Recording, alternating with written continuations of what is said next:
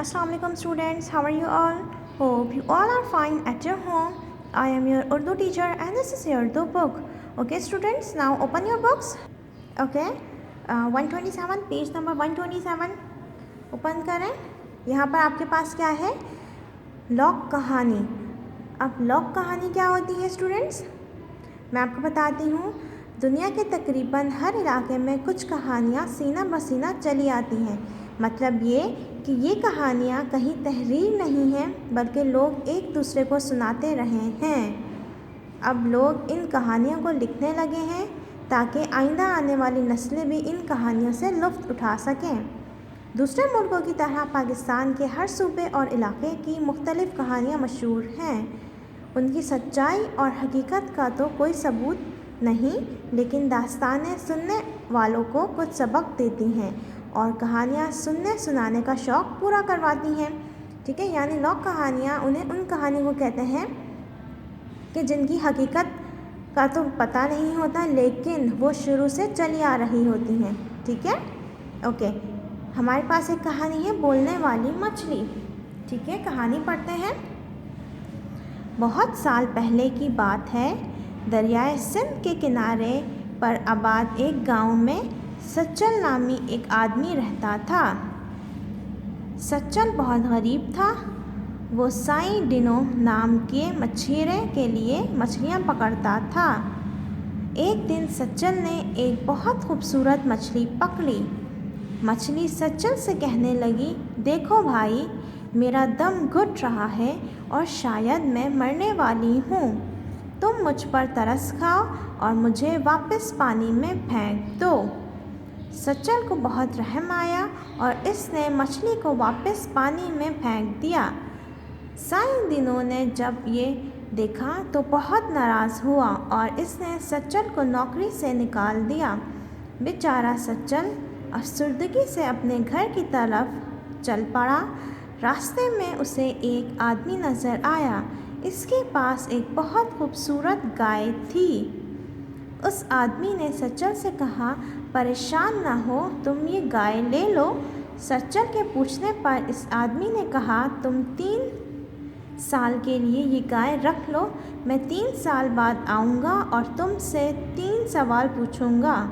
अगर तुमने इन सवालों के सही जवाब दिए तो ये गाय हमेशा के लिए तुम्हारी होगी, वरना मैं तुम्हें अपने साथ ले जाऊँगा.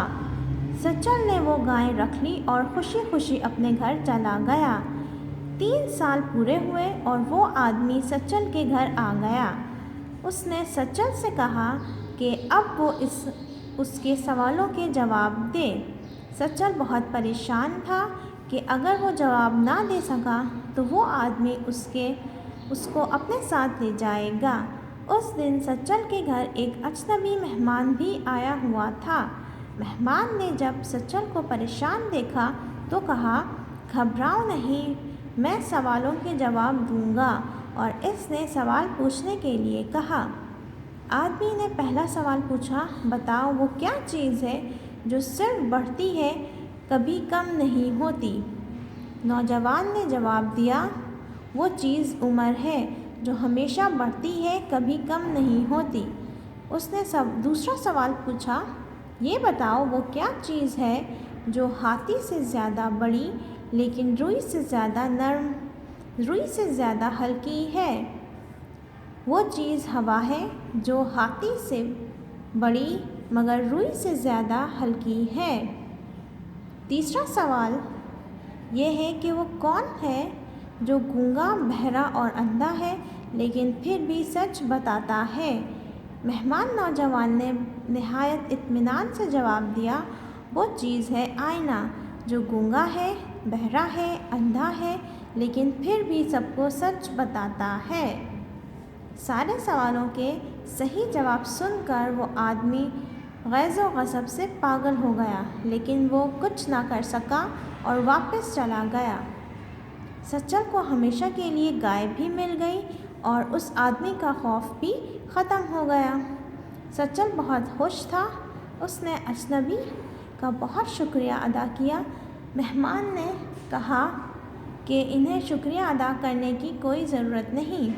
शुक्रिया तो मुझे आपका अदा करना चाहिए।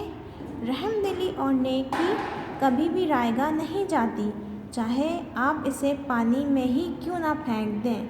मैं वही बोलने वाली मछली हूँ जिस पर रहम खा के आपने वापस दरिया में डाल दिया था। आज मैं ख़ास तौर पर आपकी मदद के लिए आया था। ये कहकर वो नौजवान सच्चल से गले मिला और वापस चला गया। ओके स्टूडेंट्स, क्या हुआ था, जब सच्चल को मछली मिली थी तो उसने वापस पानी में फेंक दिया था, क्योंकि मछली कह रही थी मेरा दम घुट रहा है और मैं मर जाऊंगी। ठीक है, तो फिर बाद में क्या हुआ था कि उसे उसके मालिक ने नौकरी से निकाल दिया था और फिर उससे रास्ते में दूसरा एक आदमी मिला जिसने उसे अपनी गाय दे दी थी कि तुम 3 साल के लिए मेरी गाय रख लो और 3 साल जब पूरे हो जाएंगे मैं आऊँगा और तुमसे 3 सवाल करूँगा। ठीक है, जिस रोज़ आदमी आया था उस रोज़ एक और आदमी सच्चल के घर आया था। ठीक है, जो सवाल उस आदमी ने पूछे उस सारे जवाब उस आदमी ने दिए। ठीक है, और फिर एंड में उसने क्या कहा कि मैं वही मछली हूँ जिसको आपने दरिया में फेंक दिया था, यानी कि वो मछली आदमी का रूप में उस सज्जल के घर आई थी। ठीक है, ये कहानी इतनी ही है। ओके, आपने क्या करना है, आपने इसकी रीडिंग करनी है खुद से और इसका अच्छा सा टाइटल पेज बनाना है। ओके, टाइटल पेज बनाने के बाद आपने अल्फाज मायने करने हैं। ठीक है, पहला है आपके पास अजनबी, मायने क्या है इसके, जिससे जान पहचान ना हो। इत्मीनान यानी सुकून, रायगा यानी कि ज़ाया, मछेरा यानी मछली पकड़ने वाला, अफसुर्दगी यानी उदासी, गैज़ो गज़ब यानी कि गुस्सा। Okay students, I hope you all are understand my today's lesson. I will come back with another lesson tomorrow. Till then, Allah Hafiz.